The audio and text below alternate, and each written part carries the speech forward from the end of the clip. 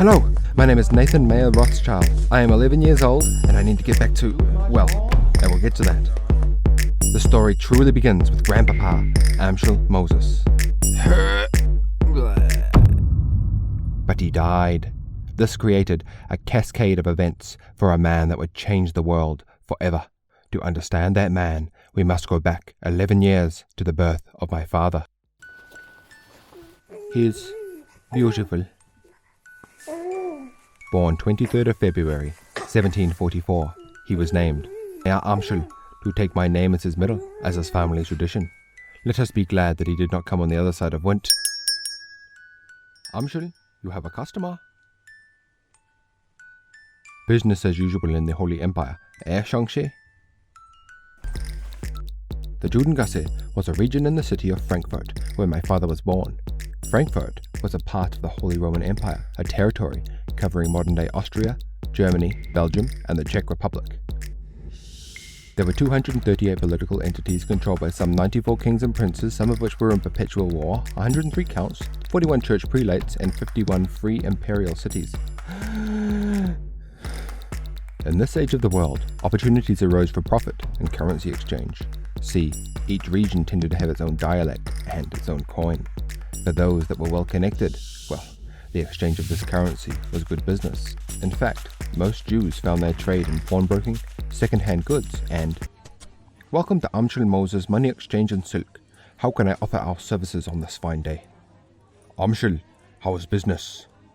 Jacob, what a pleasant surprise. How is your son? All is well. He excels in his studies and is ready to continue the work of my father and his before him. I have come to congratulate you on the birth of your son. May he grow to be healthy. You must tell me when the minyan will be. Of course. Perhaps one day he could apprentice to my son, Wolf. As soon as father could walk, he would accompany Grandpapa to the synagogue in the Judengasse, the confined area on the street in which Jews were permitted to live in the city of Frankfurt. He would spend his days with other boys in a heder, essentially a room designated for educating children. The Bellheffer would instruct children, aged 3 to 5, while older children would work on their own with the aid of an assistant teacher, learning through the scriptures of the Torah and the Talmud. The main purpose of the education was to impart knowledge of Jewish law, a never-ending exercise in memory and concentration, logic, and systematic thought. When father wasn't in the synagogue for education, he spent his time apprenticed to the family business, running errands and helping sort coins.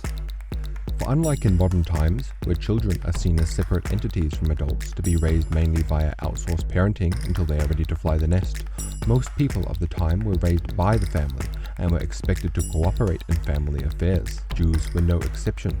This made them part of a cohesive unit, learning to work together for the common benefit of the family. That's important. You should commit that to memory, for it is a foundational aspect of any strong family. Now, the strict laws put in place for Jews at the time didn't stop Grandpapa. In fact, according to one tax register in 1749, he had a sum of 1,375 guildens in your asset register this year, Mr. Rothschild.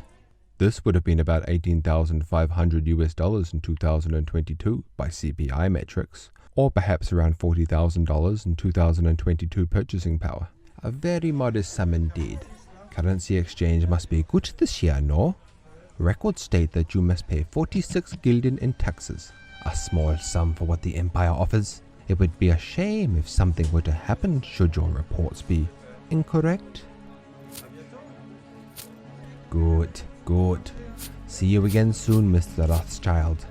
While Grandpa was obligated to pay that in taxes, the other family in the Hinterfahn, the Bauer family, which was another arm of the Rothschild family, only paid 8 gulden in annual taxes, showing either the fluctuation of wealth or the understanding of asset protection from the powers that be. The Rothschild and Bauer families learned, as many contemporaries of the time, that from the death of Joseph Suss Oppenheimer, who was publicly hanged, that wealth should be concealed and not touted.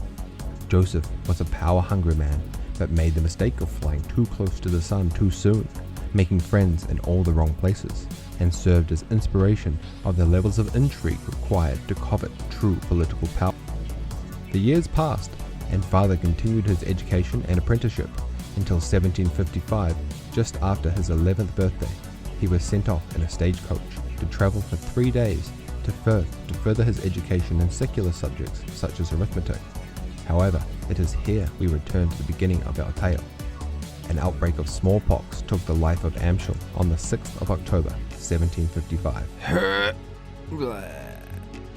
And Grandmama 9 months later, on June 29th, 1756.